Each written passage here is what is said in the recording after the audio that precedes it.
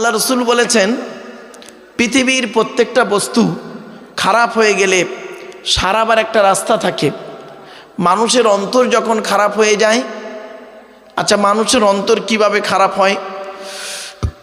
সুদ, ঘুষ, ব্যভিচার, নারী নির্যাতন, লটারি, টিটিক, জুয়া ইত্যাদি ইত্যাদি, জেনা ব্যভিচার করে করে, পাপ কাজ করে করে পৃথিবীতে মানুষের অন্তর একটা ময়লা পড়ে যায়। ওই ময়লাটাকে সারাতে গেলে কি দরকার? আল্লাহ নবী বললেন লিকুল্লি শাইইন সাকালাতুন ওয়া সাকালাতুল কুলুবি যিকরিল্লাহ।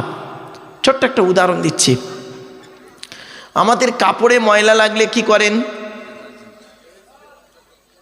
কাপড়ে ময়লা লাগলে আপনারা কি করেন? সাবান সার্ফ দিয়ে ধুয়ে ফেলেন।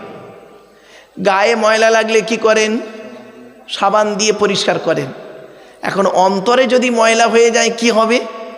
আল্লাহ নবী বলছেন পৃথিবীর প্রত্যেকটা বস্তু খারাপ হয়ে গেলে তার সারাবার একটা রাস্তা আছে। মানুষের অন্তর যখন খারাপ হয়ে যায়, আল্লাহর জিকির, আল্লাহর ভয়, আল্লাহর স্মরণ মানুষের অন্তরকে পরিষ্কার করে দেয়। তাহলে এমনি এমনি একবার জিকির করা লাভ না। একটা হাদিস আপনাদেরকে বক্তব্যের শুরুতেই বলে দিই। আল্লাহর নবী ওয়াজ করতেন। হাদিসটা কোথায় আছে? বুখারী শরীফে আছে, মেশকাতেও হাদিসটা আছে। হাদিসের বর্ণনাকারী কে? হযরতে আব্দুল্লাহ ইবনে মাসউদ রাদিয়াল্লাহু তাআলা আনহু। তিনি বলছেন আল্লাহর নবী ওয়াজ করতেন। আল্লাহর নবী কি করতেন? ওয়াজ করতেন। কবে? শুনে নিন, ভালো করে শুনে নিন বাবা, বিতারির মানুষ শুনে নিন দয়া করে। সাহাবী বর্ণনা করছেন আল্লাহর নবী বৃহস্পতিবার দিনগত রাতে ঈশার নামাজের পরে সাহাবীদেরকে নিয়ে গায়ে গায়ে বসে টু দি পয়েন্টের উপরে নবীজি আমাদের ওয়াজ করে শোনাতেন। তাহলে ওয়াজের উত্তম রাত কোনটা? বৃহস্পতিবার দিনগত রাত। আজকে রাতটা কোন রাত? তাহলে বুঝতে পারছেন কি রাতে বসেছেন এখানে? এর মূল্য বুঝতে পারেননি আপনি। চোখ দুটো বন্ধ হয়ে যাবে যেদিন, অন্ধকার নীরব নগরে চলে যাবেন, সেই দিন বুঝবেন হায় রে কি আফসোস, কি ভুল করেছি পৃথিবীতে। যদি কোরআনের মাজলিসে বসে একটু কোরআনের আলোচনা শুনতাম, তখন বুঝতে পারেন, কিন্তু আর কিছু করার থাকবে না। বৃহস্পতিবার দিনগত রাতে ঈশার নামাজের পরে সাহাবীদেরকে নিয়ে নবীজি ওয়াজ করতেন। সাহাবীরা কিভাবে বসতেন? বলুন বলুন বলুন। গায়ে গায়ে জমে জমে বসতেন। আমার বাপেরা, আপনারা কিভাবে বসেছেন? বড্ড ছড়িয়ে ছিটিয়ে বসেছেন। আমি আপনাদেরকে অনুরোধ করছি নবীর এই হাদিসটাকে আমল করার জন্য বাপ একটু আগিয়ে আগিয়ে এসে গায়ে গায়ে বসেন বাপ, অনুরোধ করে বলছি বাপ। আল্লাহ রসুলের একটা হাদিস অন্তত মানেন। আল্লাহ নবী বলেছেন মানা হাব্বা সুন্নতি ফাকাদ আহাব্বানি ওয়া মানা হাব্বানি কানা মাই ফিল জান্নাহ। আল্লাহ নবী বলেছেন কোনো ব্যক্তি যদি আখিরি জামানায় একটা সুন্নতের উপরে আমল করে, একটা সুন্নতের উপরে আমল করে যদি মারা যায়, ওর ওসিলায় কিয়ামতের মাঠে জান্নাত পাবে। তো আমার বাপের অন্তত একটা সুন্নত আদায় করুন, একটু গায়ে গায়ে গায়ে গায়ে মিলে মিলে মিলে মিলে বসুন। এবার আসছি নবীজি ওয়াজ করতেন কিভাবে। নবীজির ওয়াজ ছিল কেমন? নবীজি খুব চিৎকার করে ওয়াজ করতেন না, আর নবীজি খুব আস্তে বলেও ওয়াজ করতেন না। ওয়াকানা বাইনা যালিকা কওয়ামা, মধ্যবর্তী পন্থা অবলম্বন করতেন নবীজি। শুনে নিন, টু দি পয়েন্টের উপরে নবীজি বুঝিয়ে বুঝিয়ে ওয়াজ করে শোনাতেন। তা আজ আমি আপনাদের কাছে টু দি পয়েন্টের উপরে বাপ আলোচনাটা করব। একটু আমাকে সময় দিন। আমি আপনাদের কাছে অনুরোধ করছি, আপনাদের হাতে 2-2.5 ঘন্টা সময় হবে ইনশাল্লাহ?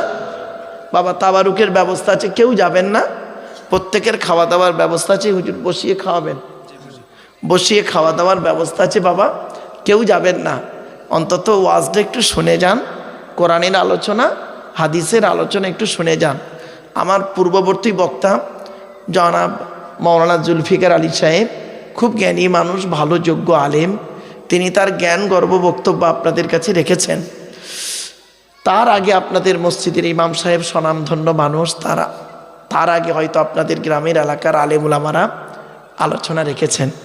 আমি অধম গুনাহগার, তেমন কিছুই জানি না, তেমন ইলিম কালাম নেই বাপ আমার। আমি মনে করি আমার জ্ঞানটা হলো সীমিত কিছু বই পুস্তক অক্ষর সিলেবাসের জ্ঞান, আর আপনাদের জ্ঞানগুলো হলো বিভিন্ন রকম কোয়ালিটি কোয়ান্টিটি বক্তার বক্তব্য শোনা জ্ঞান। তো আমি মনে করি আপনাদের জ্ঞানগুলো হলো প্রশান্ত মহাসাগরের মতো জ্ঞান, আর প্রশান্ত মহাসাগরের উপরে ছোট্ট একটা কলসির মতো আমার জ্ঞান।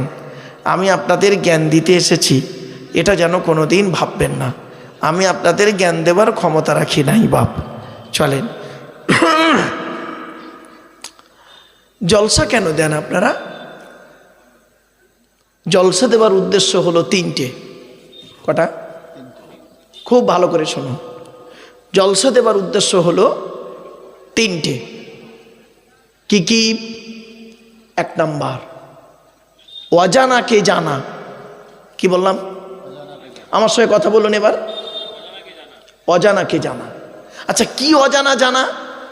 একটু ধৈর্যের পরিচয় দিন, নিজেরাই এখানে বসে বুঝতে পেরে যাবেন। আজকের সত্যি আমার জিনিসটা অজানা ছিল, আজকের মজলিসে বসে জেনে নিলাম। এক নাম্বার, মাথায় রাখুন। দু নাম্বার হলো ভুল সংশোধন করা। কি বললাম বাপ? কি ভুল সংশোধন হবে দেখুন, একটু দাঁড়ান, নিজেরাই বুঝতে পারবেন।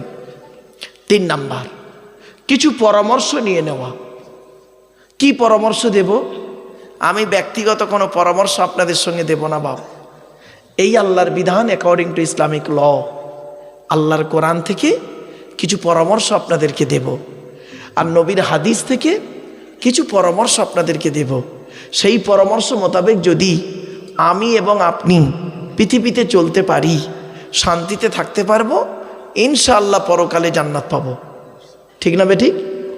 এই তিনটে কারণে জলসা দেওয়া হয়, ভালো করে বুঝে নিন।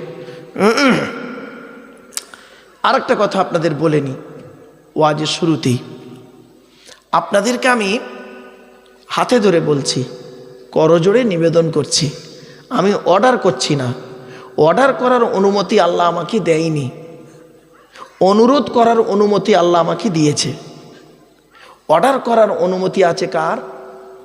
আল্লাহ। আল্লাহ অর্ডার করবে। অর্ডার করার অনুমতি দিয়েছেন আল্লাহ কাকে? নবীকে। আর আমাদের তারা কি দিয়েছে? আমাদেরকে দিয়েছেন যে আল্লাহ বলছেন আমার কথা নবীর কথাগুলো নে জনগণকে বোঝাবি, তুই নিজে চলবি আর জনগণকে বোঝাবি। এই জন্য আমরা আপনাদের অনুরোধ করতে পারি, আপনাদের অর্ডার করার অনুমতি আমাদের নেই। ঠিক না ঠিক? আমার ওয়াজের গুরুত্বটা বুঝতে হবে বাপ। আমার ওয়াজ শুনতে গেলে একটু সময় লাগবে, একটু ব্রেন লাগবে, একটু ধৈর্যের পরিচয় দিন বাপ। লস হবে না, কষ্ট করে এসে বসেছেন তো, লস হবে না ইনশাল্লাহ। দেখুন, তা আমি আপনাদেরকে ওয়াজের শুরুতেই অনুরোধ করছি, অনুরোধ করজোড়ে নিবেদন করছি, আপনারা যখন না, মাইকটা ঠিক আছে, আসলে একটু দাঁড়ান, মাইকটা ঠিক আছে দেখবেন। এই দেখেন, আমি যদি এতে মুখ দিয়ে কথা বলি, জোরে কথা বলি, তাহলে আওয়াজ একদম পারফেক্ট। দেখুন, ও কোনো হাতই দেয়নি, দেখছে কি? আমি জানি মাইকটা ভালো, আমার অভ্যাসটা খারাপ, আমি এদিক ওদিক করি, একটু ঠিক করতে দিন, 2-10 মিনিট সময় যাক, তারপর দেখবেন সব ঠিক হয়ে যাবে। দাঁড়ান, এই একটা কোরআনের আয়াত বলি।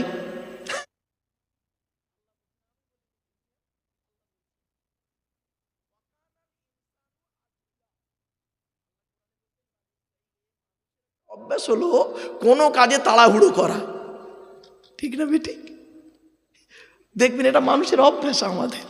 চলে, এবার আসছি।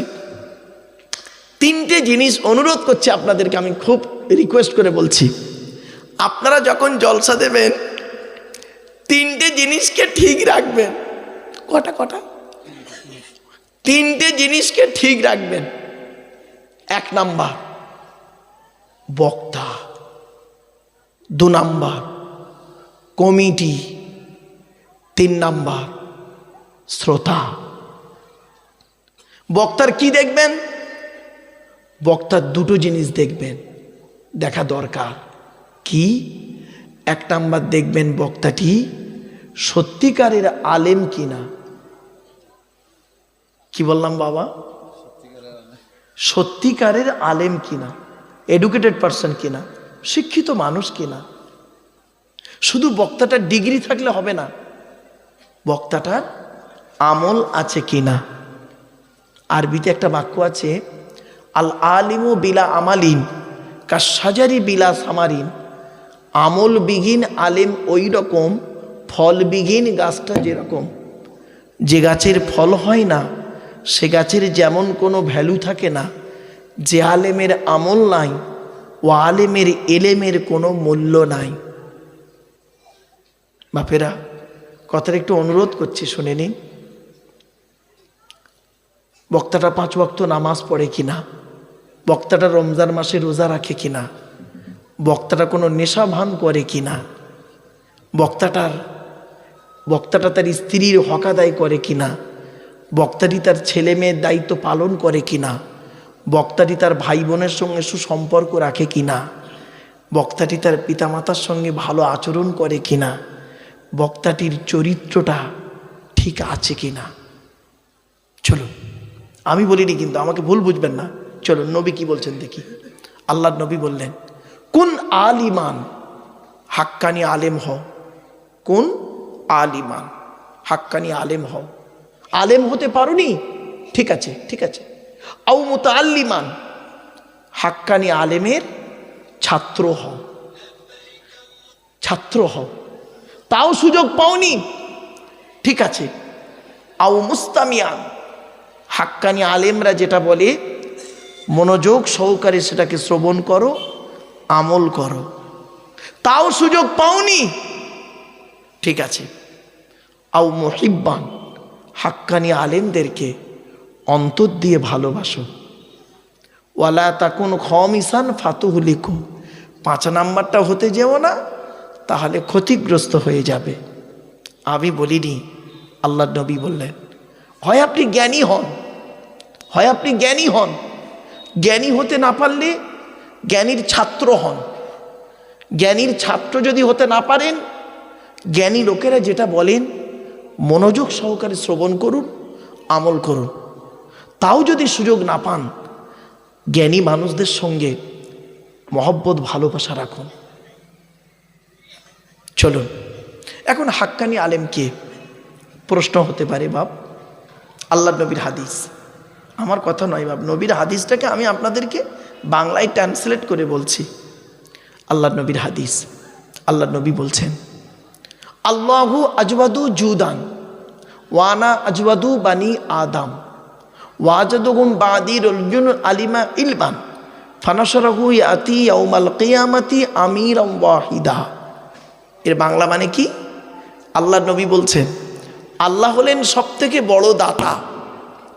আল্লাহ হলেন সবথেকে বড় দাতা। আল্লাহর পরে বড় দাতা হলাম আমি, মুহাম্মদ সাল্লাল্লাহু আলাইহি ওয়াসাল্লাম।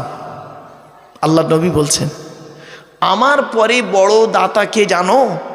এই পৃথিবীতে আকাশের নিচে জমিনের উপরে। আল্লাহর নবী বলছেন, আমি বলিনি বাপ, আল্লাহর নবী বলছেন, আমার পরে পৃথিবীর জমিনে আকাশের নিচে জমিনের উপরে সবথেকে বড় দাতা কে?